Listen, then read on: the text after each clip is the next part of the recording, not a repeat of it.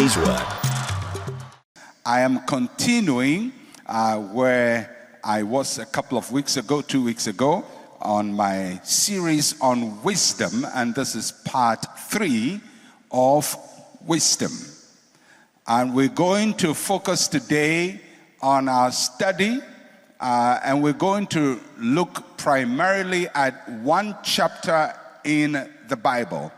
I had recommended the chapter to you 2 weeks ago to go and read privately, but I know you didn't read it. So I decided that instead of trusting you to read it, I should take you through the whole chapter, and that is Proverbs chapter 8. So today, just open your Bibles to Proverbs chapter 8, because that's where we're going to be the whole of this morning, and I will be teaching from the whole chapter. We will not look at every verse, but I will be teaching from the whole chapter. We will not look at every verse, but we'll look at almost all the verses in Proverbs chapter 8. And it is a chapter that talks about wisdom, and we will not do justice to the subject of wisdom without looking at Proverbs chapter 8. So I'm going to look at several themes under the whole chapter 8. And the first thing that we're going to look at in Proverbs chapter 8 is where to find wisdom. Where do we find wisdom? And Proverbs chapter 8 tells us where to find wisdom. And the first 3 verses of Proverbs chapter 8, verses 1 to 3, tells us where wisdom is found. And it says, "Standing, lift up her voice. She takes her stand on the top of the hill, of the high hill, beside the way where the paths meet. She cries out by the gates, at the entry of the city, at the entrance of the doors." These 3 verses tell us where to find wisdom. If you're looking to find wisdom, where is it? And there are 4 locations that the passage tells us that wisdom can be found. First, it says wisdom is found on the top of the high hill. On the top of the high hill. It means that wisdom is exposed. Wisdom is high and lifted up. It is exalted on the top of the hill so that anyone approaching can see it. The imagery here is when you are approaching a town or a village, and there is a hill or a mountain that is in the village. One of the first things you would see as you approach the town or that village will be the hill. And it says wisdom is right there on top of the high hill. That means that wisdom is exposed. Wisdom is not in the valley. It is not in a secret place. It is not hidden in a remote part of the earth, requiring an adventure into a deep, dark, mystical place. Because when we talk about wisdom, most times people are thinking about mysteries and secrets. But here, wisdom is not a secret. It's exposed. Not a secret. It's exposed. And this is where biblical wisdom differs from occultic wisdom.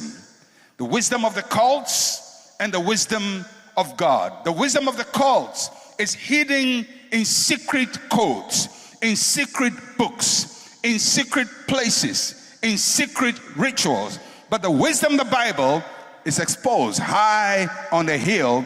You can see it. Everybody can see it. God has not hidden his wisdom from us. In the Bible, wisdom is revealed. The second location you find wisdom is beside the way or by the wayside. That means that wisdom is commonplace.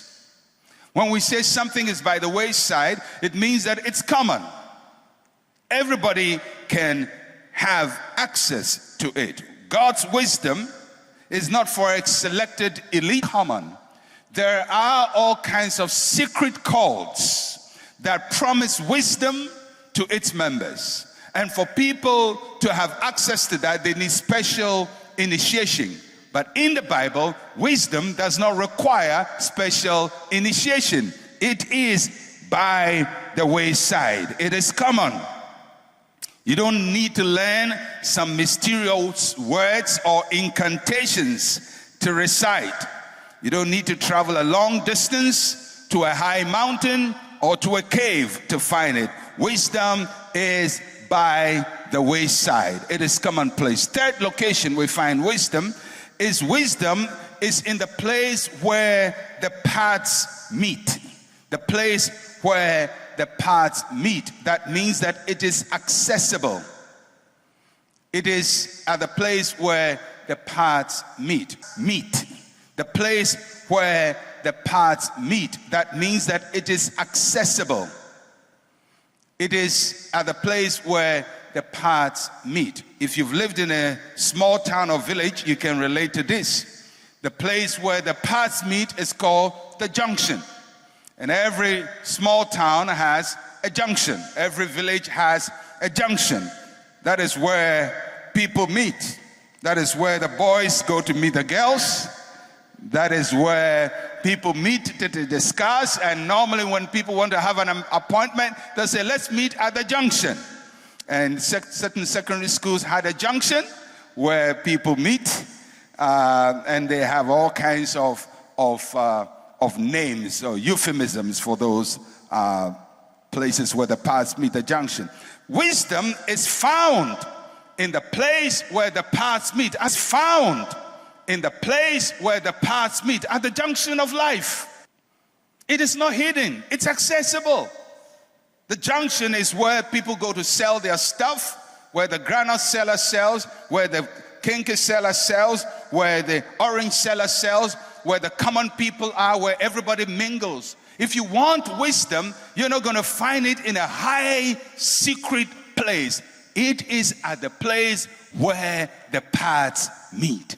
It is accessible.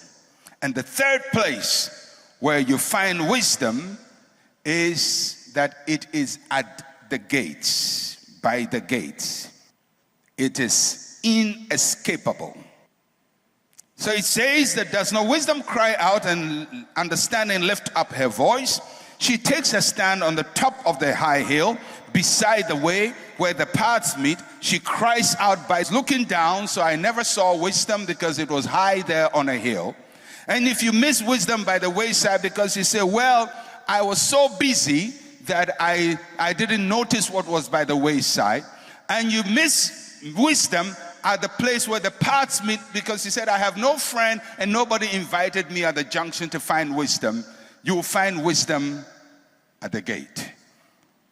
So when you miss it in town, when you are entering your own house, wisdom is standing there in front of the door. You can't miss it. And wisdom, if you look at the passage, wherever it's standing, whether it's on the mountain, at the gate, it is not quiet. Wisdom is shouting, it is lifted up its voice, it is calling for attention. You have no excuse not to be wise. Because wisdom is so easy to access. It is exposed, it is commonplace, it is accessible, and it is inescapable. You will find it wherever you look. That is where you find wisdom. And Proverbs tells us wisdom, the wisdom of God, is available to all. And if you read verses 4 and 5, and I'm just going to make a little comment on that, it tells us that wisdom calls to all people. It calls to all people, especially to the simple ones and to the fools. So wisdom is calling to all people. Wisdom doesn't say, well, you haven't been to school, so I'm not calling to you. Wisdom does not say, well, you are a woman, so I'm not calling to you. Wisdom does not say, well, you are an African, I'm not calling to you. Well, you are short, so I'm not calling to you. Well, you're too tall, so I'm not calling to you. Well, you're too fat, so I'm not calling to you. Wisdom calls to everybody. It speaks to everybody, each one of us, have access to wisdom. So if wisdom is so visible, and wisdom is crying out and calling out, what is wisdom saying? What is wisdom saying? And verses 6 and 9 tells us what wisdom is telling us. When it speaks on the mountain, what is it saying? When it speaks by the roadside, what is wisdom saying? When wisdom speaks at the junction of life, what is it saying? When wisdom speaks at the entrance of the gate, what is wisdom saying? What is the voice? What is the sound of wisdom? So let's read verses 6 and 9 of our passage, Proverbs chapter 8, and it tells us what wisdom is saying. It says from verse 6, listen, for I will speak of excellent things. Underline that, excellent things. From the opening of my lips will come right things. And you can underline that to right things. For my mouth will speak truth. You can underline truth. Wickedness is an abomination to my lips, and all the words of my mouth are with righteousness. And you can underline righteousness. Nothing crooked or perverse is in them. They are all plain to him who understands, and right to those who find righteousness. And you can underline righteousness. Nothing crooked or perverse is in them. They are all plain to him who understands, and right to those who find knowledge. So yes, wisdom is open, it's exposed, it's accessible. Wisdom is available. Wisdom is at the junction. And if you miss it, it's right at the entrance of your house. It's at the door. And wisdom is crying out to all people. What is it saying? What is the voice? What is the message it's carrying? First thing wisdom talks about is excellent things.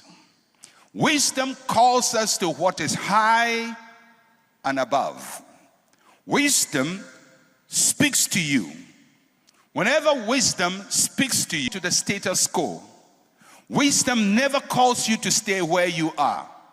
Any voice that says, it's okay where you are, don't worry, just stay where you are, don't push, it's not a voice of wisdom. Because wisdom is always going to call you to excellent things. Wisdom is going to say, you're doing well, but you can do better. Wisdom is going to say, you must improve. Wisdom is going to say, you have to excel. When you think you are the best, wisdom will still tell you, you can be better than your best. Wisdom always calls you to a higher level. So listen to all the voices you hear and discern which one is of wisdom and which one is not. And one of the first things you qualify whether a word is of wisdom or not is it calling me to excellent things? Is it telling me to excel? Is it telling me to be better? Is it telling me to overcome? Is it telling me to conquer my limitations? If you are, for example, you have a problem and somebody say, it's okay, we are all like that. That's not the voice of wisdom. If you have a marriage problem and you go to seek counsel and somebody says, oh, don't worry, all marriages are like that. That's not the voice of wisdom. If you have a moral problem and you want help and somebody, oh, don't mind, oh, don't worry, all men are like that, or all women are like that. That's not the voice of wisdom. Because the voice of wisdom is always going to say, don't stay where you are, climb up higher, move up higher, change, be better. If you are broke and you go to seek somebody's help and say, oh, don't worry, that's how life is. You'll be broke. How life is. You'll be broke forever. That's not the voice of wisdom.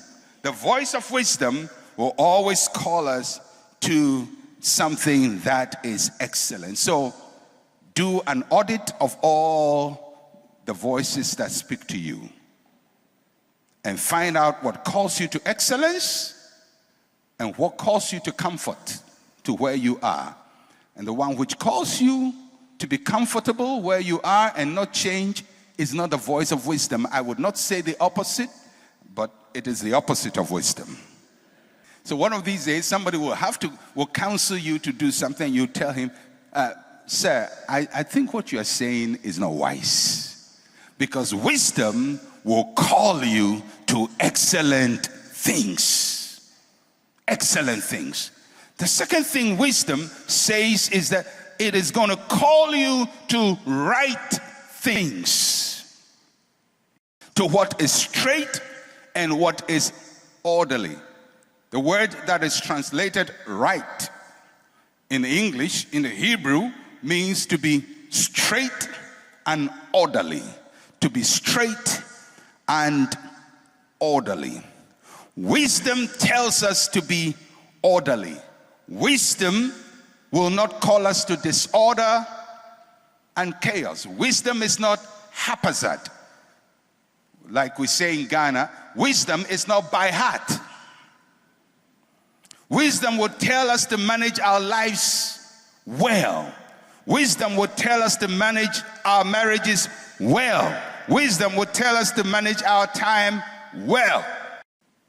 So if you're wasting time, not managing your time well, that's not wisdom speaking to you. Whoever to you and wastes your time is not bringing wisdom to your home. Whoever calls you to participate in an activity that takes a lot of time but produces no results is not calling you to wisdom, because wisdom will make you orderly and straight. You will not be crooked when you walk in wisdom.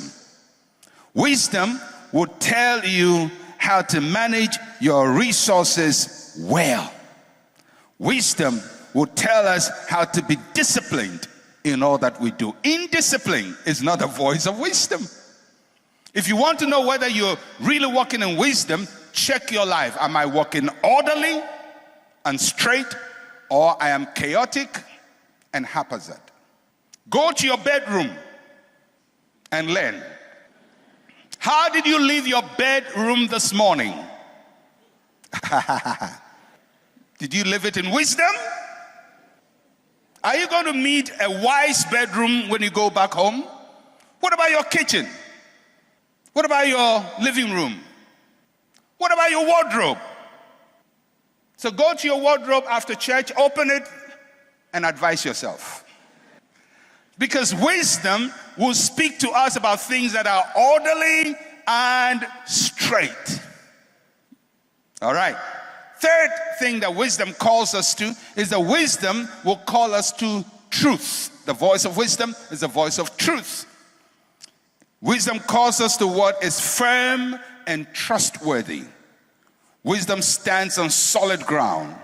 She is firmly rooted and enduring. Wisdom is not shallow. Wisdom is not deceptive. Wisdom is not crooked. Wisdom is not a crook. Don't call a crook a wise person. Wisdom, biblical wisdom, speaks the truth. Wisdom shows us an enduring path. And wisdom tells us to build on firm foundations. Wisdom will tell us to move from shortcuts and short fixes to do things that are enduring. Wisdom will not tell you, if you want to lose weight, that eat all you can, don't exercise, but take this tablet and you will lose all the fat. Because wisdom will tell you the truth, that if you want to lose weight, you're going to work hard. It took you hard work to put on weight. It's going to take you hard work to put off the weight. Wisdom is not going to give you a shortcut to making money. You're not going to stick some numbers into the national lotteries and hope to prosper. You're not going to go to the casino and pull the jackpot and hope that your destiny will turn. You're not going to receive one letter that will solve all your financial problems. Wisdom does not speak shortcuts. It tells the truth, the firm, the sure, the established, the enduring foundation. If you're looking for shortcuts, you're not looking for wisdom, because the voice of wisdom is the voice of truth. It is firm and it is established. The fourth thing that wisdom speaks is righteousness.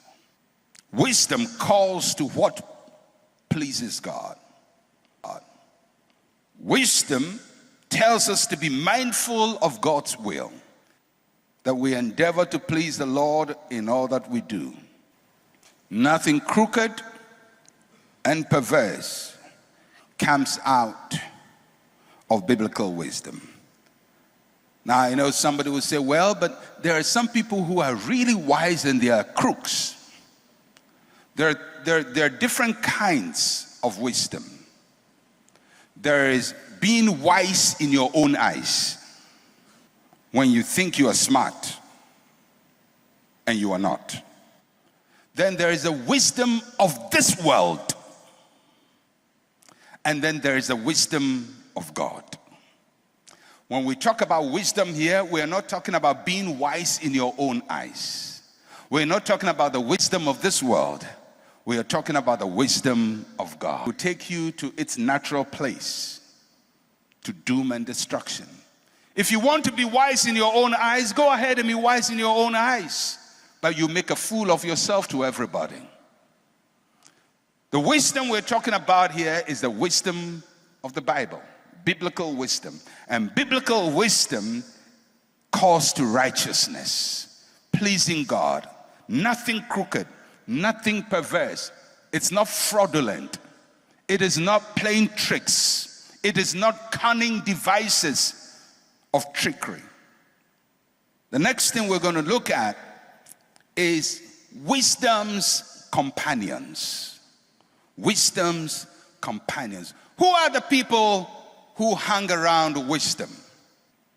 As we say, birds of the same feather flock together. Show me, as we say, birds of the same feather flock together. Show me your friend, I'll show you your character. So wisdom has friends, and there are 6 friends of wisdom we'll be looking at from Proverbs chapter 8. Wisdom's companions. Verses 12 and 14, we look at wisdom's companions, wisdom's friends. Wherever wisdom is, these friends are close by. It says, I, wisdom, dwell with prudence and find out knowledge and discretion. The fear of the Lord is to hate evil. Pride and arrogance and the evil way and the perverse mouth I hate. Counsel is mine. Counsel is mine. And sound wisdom. I am understanding. I have strength. So, these are the companions of wisdom. These are the things that come with wisdom. When you ask for wisdom, these 6 are coming with it. First is prudence, and I spoke a lot about prudence when I started the series. Prudence basically is sensible behavior. Sensible behavior. Prudence is a friend of wisdom. To be prudent is to be able to manage what you have well. It is the ability to manage the little you have so that it can achieve more. Prudence is careful. It is not rash. It is not hasty. Prudence is how to manage little. It is a disaster of life when you have little and you are wasteful. At least if somebody has a lot and he's wasteful, there will be something left. But somebody who is broke and has very little, especially somebody earning a very low salary, and on every payday decides to live big. You're broke, you're married, you have 3 children, and you have a girlfriend. Now, I don't even know what to say to you. Wisdom is prudence. Prudence says, I have one trouser, but it's going to be neat all the time. Prudence says, I have one shoe, but it's going to be the nicest shoe in town, because I'm going to make sure it is well. When I'm faithful in little, I'll be faithful in much. Prudence is sensible behavior. Sensible, being sensible. The second friend of wisdom is knowledge. Knowledge is to take note and learn from things. Knowledge is a friend of wisdom.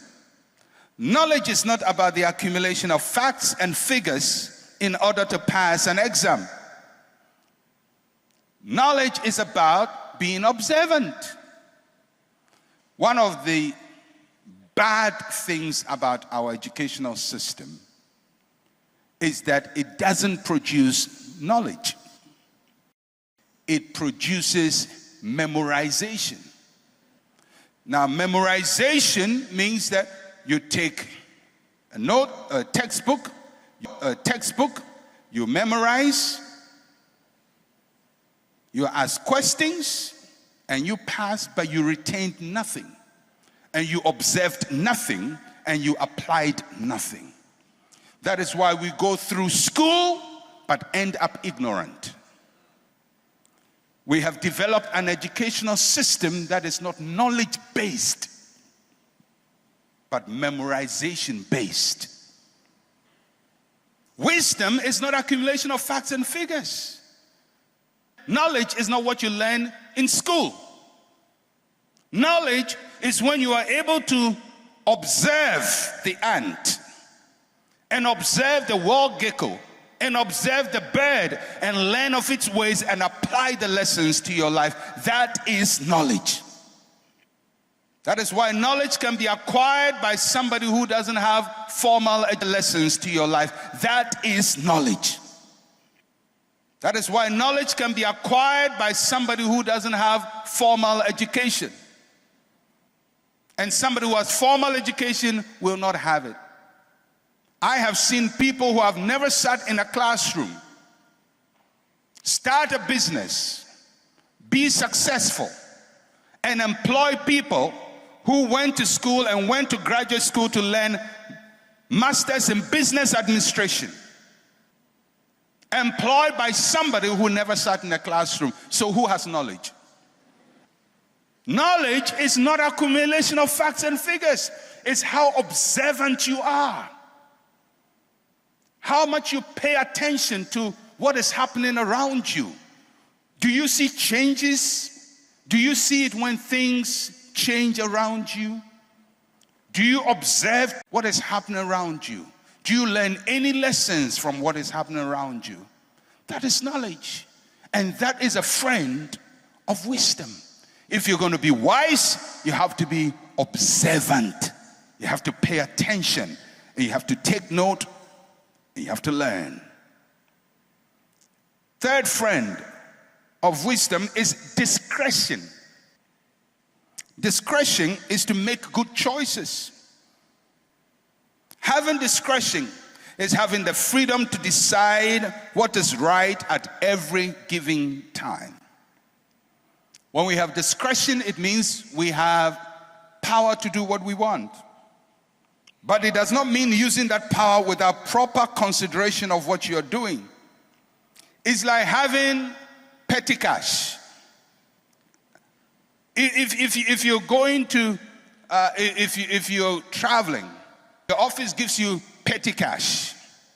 You don't just go travel to the next village, sit around the pito or palm wine, stop and blow all the petty cash because I have discretion. You have discretion, but it is assumed that you have wisdom too. And so that petty cash is given to you at your discretion, but you use your discretion with wisdom. If I have discretion to appoint anybody, it doesn't mean I must exercise that unwisely. I have discretion as a general overseer, senior pastor of this church to do a lot of things. I have discretion to determine what the church spends its money in and on. I have discretion to determine whom I accept as a pastor and not. That's discretion. But that doesn't mean because I can decide whom I accept as a pastor, you just look at any little and say, well, I have discretion, so make him a pastor. No, it means that I have that discretion, but that discretion requires wisdom. I must find out, is the person called? Is he prepared? Is he ready for the job? Is he ready to serve God's people? That is how I use the discretion. If you are a parent, you have discretion as to what you feed your children. If you're a mother, you have discretion. You determine what goes on the table. But you can't just decide that the family will eat popcorn in the morning for breakfast, ice cream at lunch, and then they will drink Coca-Cola in the evening because you have discretion. It is assumed that in addition to discretion, you apply wisdom. Freedom to act. But freedom to act doesn't mean freedom to be foolish. It means the freedom to be responsible. So discretion is a friend of wisdom. Wherever wisdom goes, discretion follows along.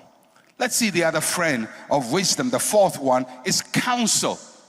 Counsel is openness to sound advice. Counsel is a friend of wisdom. Proverbs 3:7 says, do not be wise in your own eyes. None of us has all the wisdom we need for every situation in life. Good counsel comes along with wisdom. It helps us to refine our own views.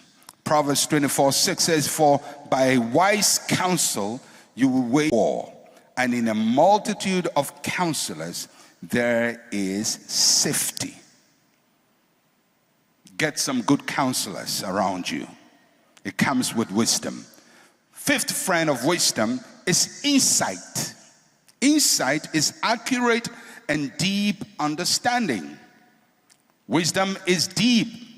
Wisdom is not shallow. Wisdom investigates. Wisdom asks questions. Wisdom explores. Insight will help us to do that. We don't judge by sight. We judge by insight. A person of wisdom is a person of insight. The last friend of wisdom is strength. Strength.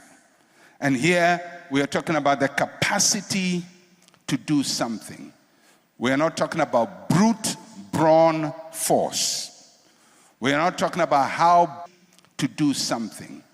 We are not talking about brute brawn force. We are not talking about how big your muscles are.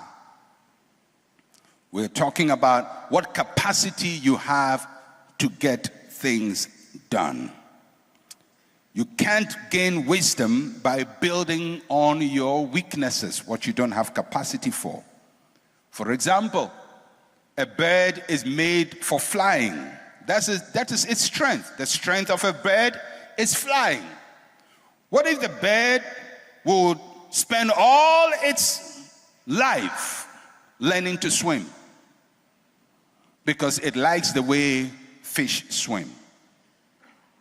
It is unwise, my friends, to spend your life mastering in your weakness. Wisdom is that you find your strength and work with your strength. Wisdom teaches us to work with strength. Wisdom makes us stronger and not weaker. Wisdom does not make us disadvantaged. Wisdom helps us to play on our greatest advantage. Now, if you note in the passage, wisdom talks about its enemies, and I'll just mention them briefly. Wisdom's enemies are pride and arrogance, and the perverse mouth. Pride and arrogance. If you're proud, it means you've lifted up yourself so high. And if you're lifted up so high, nothing gets into you. I always say that if you put a cup, an empty cup, on top of a tub and open the tub, no water will enter the cup. Although it's very close to the tub, under the tub. Pride puts you on top. Humility puts you under so you can receive what is being poured out. Arrogance is an enemy of wisdom. And the perverse mouth. Perverse mouth. I think I will talk about that on another session. The perverse mouth. Talking by heart. Talking by heart. You can't be wise and talk by heart. Okay. Let's look at wisdom's work. Wisdom's work. And it's in verse 22 to 31. Wisdom's work. It says, the Lord possessed me. Me there is wisdom. The Lord possessed me at the beginning of his way. Before his works of old. I have been established from everlasting. From the beginning, before there was ever an earth. When there were no depths, I was brought forth. When there were no fountains abounding with water. Before the mountains were settled, before the hills, I was brought forth. While as yet he had not made the earth or the fields, or the primal dust of the world. When he prepared the heavens, I was there. When he drew a circle on the face of the deep, I was there. When he established the clouds above, when he strengthened the fountains of the deep, when he assigned to the sea its limit, so that the waters will not transgress his command, when he marked out his command, when he marked out the foundations of the earth. Now, wisdom is saying, I've been here for a very long time. I've been here for a very long time.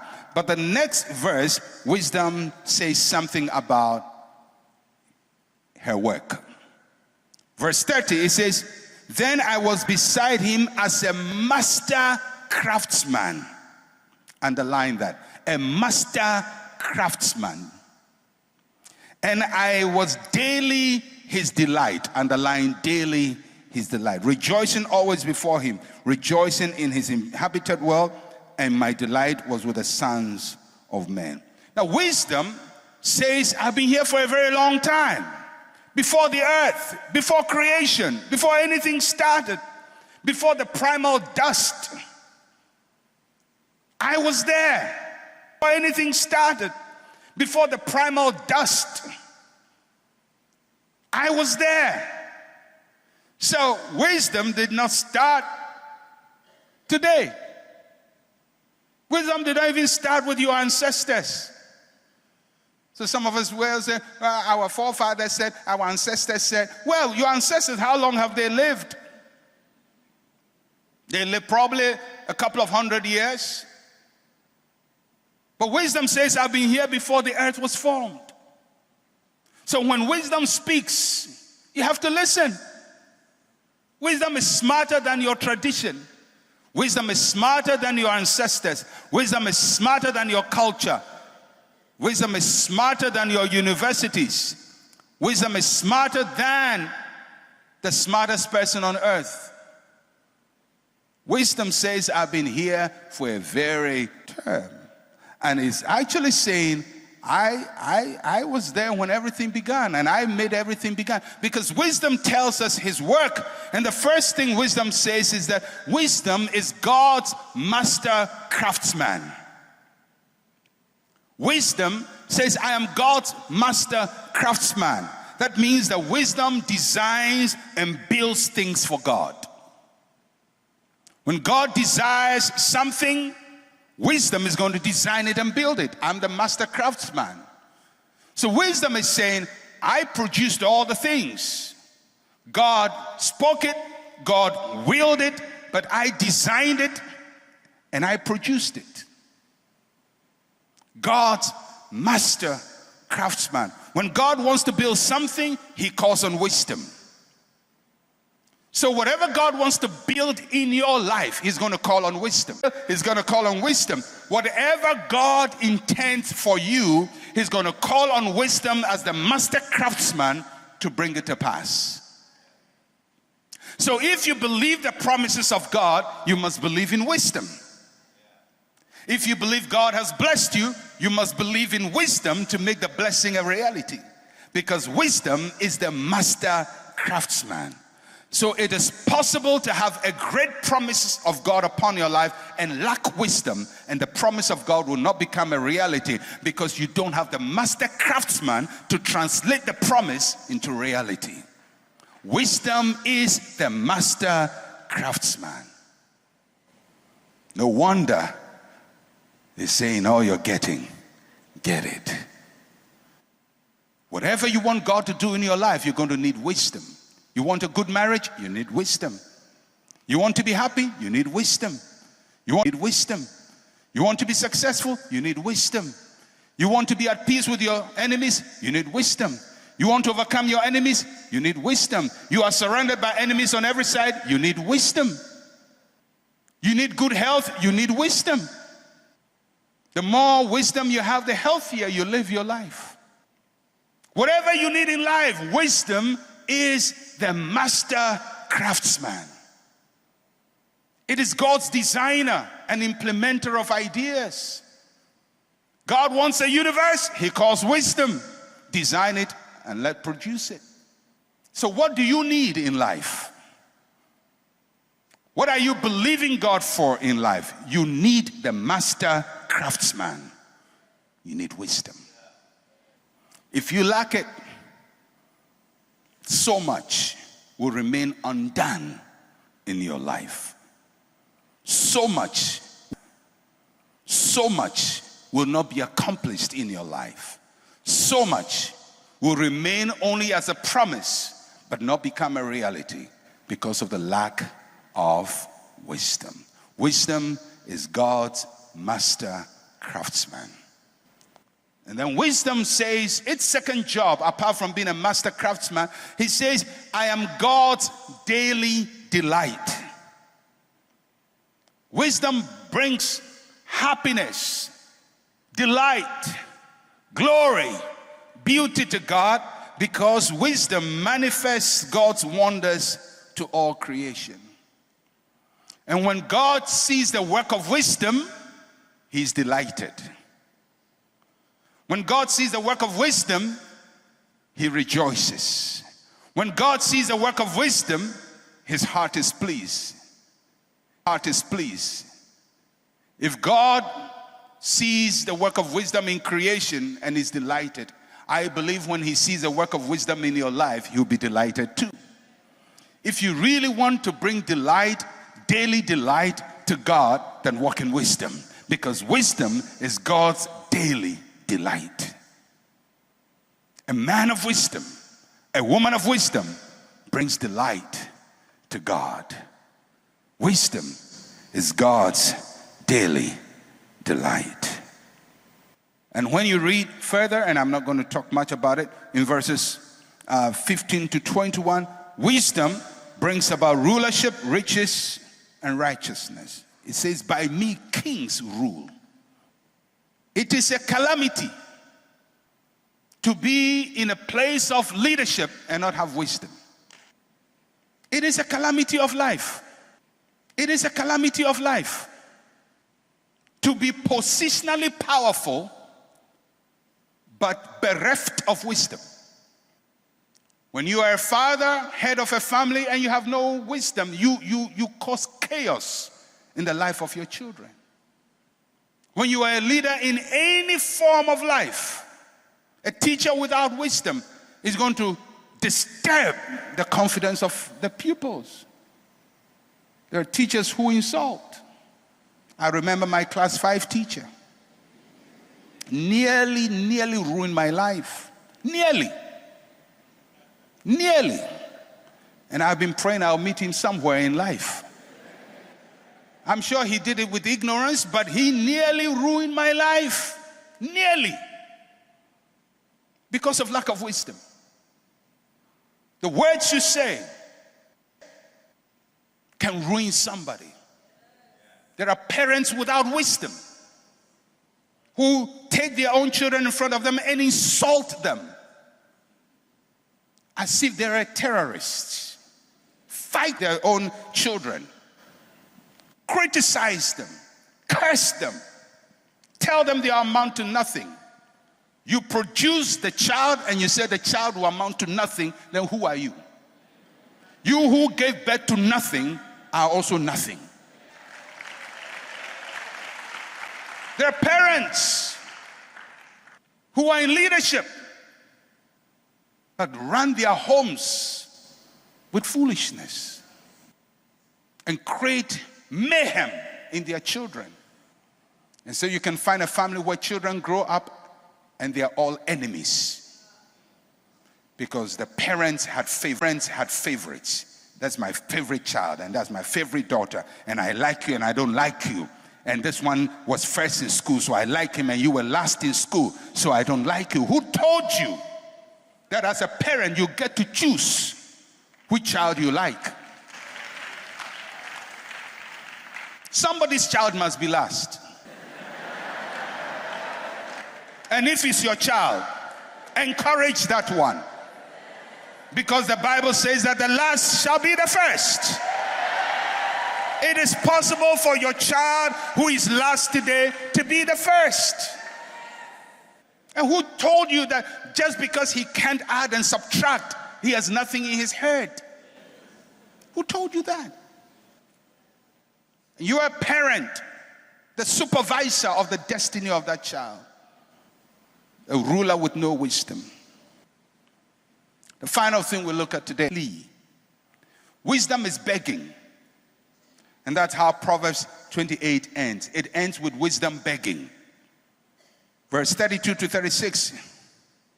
It says, now therefore listen to me, my children.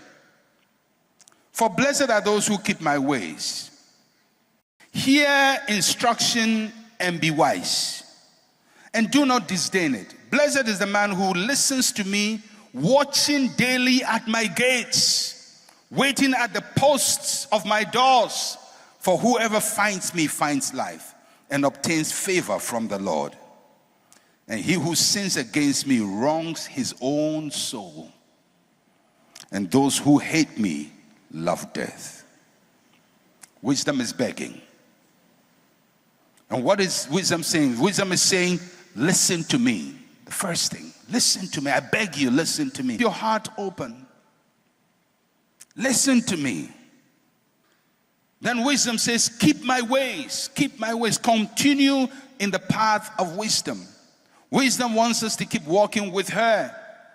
When we leave the path of wisdom, we find ourselves walking in the path of fools.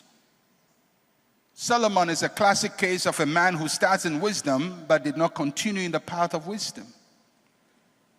It's possible to start in wisdom and depart from wisdom. So wisdom says, when you start with me, stay on course. I beg you, stay with wisdom. Then wisdom says, watch daily at my gates. Be on the alert for wisdom. I like how the phrase is put, watch daily at my gate. It paints the picture of a hungry person who stands in the gate of a food distribution center waiting for the next supply of food. Watch daily at my gates. When we were children, there were kids who knew how to order their steps. And they would come to your home at the right time. And all of us knew how to order our steps to certain homes. You know that Saturday afternoon or Sunday afternoon, Mr. So-and-so is going to have some big palm nut soup. And when it is Sunday afternoon, you tell your parents, I am just walking behind the house. and you find your way to that house where the palm nut soup and the fufu is ready, because you are watching daily at the gates. The gates.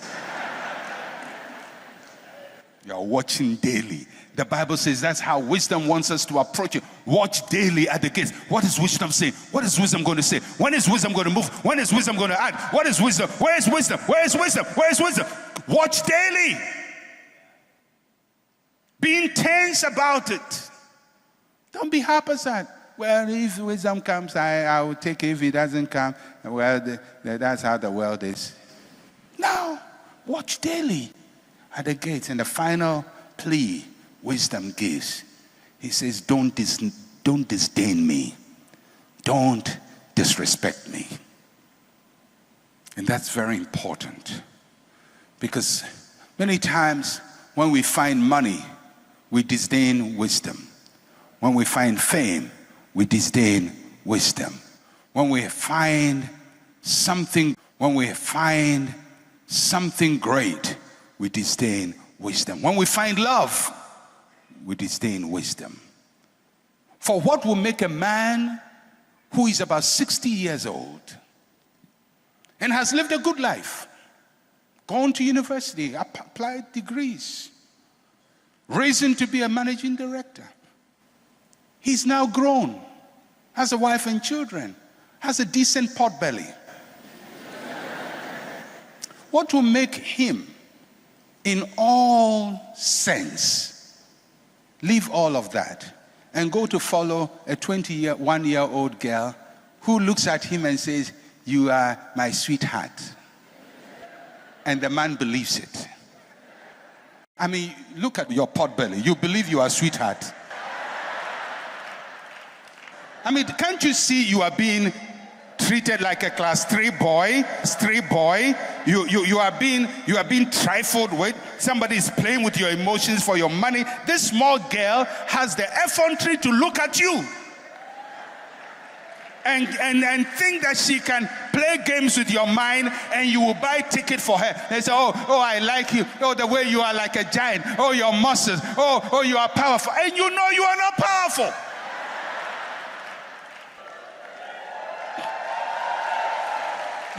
You know it.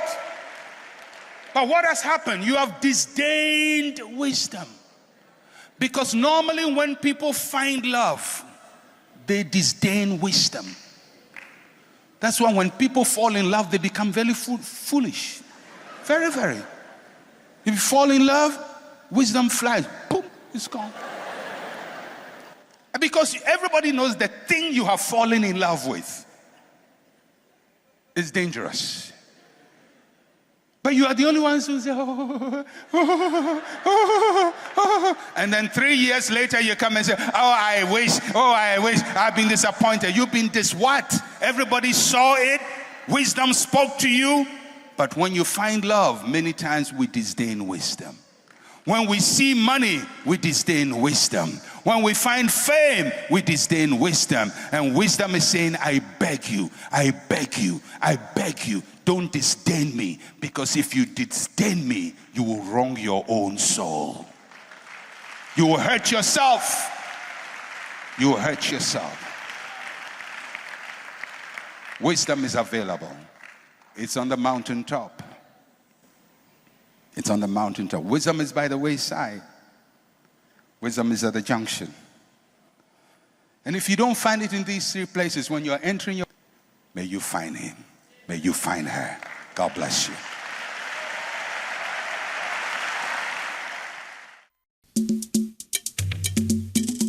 Thank you for listening to Living Word. To interact with Pastor Mensa Otabil, like his page on Facebook. Follow him on Twitter @Mensa Otabil.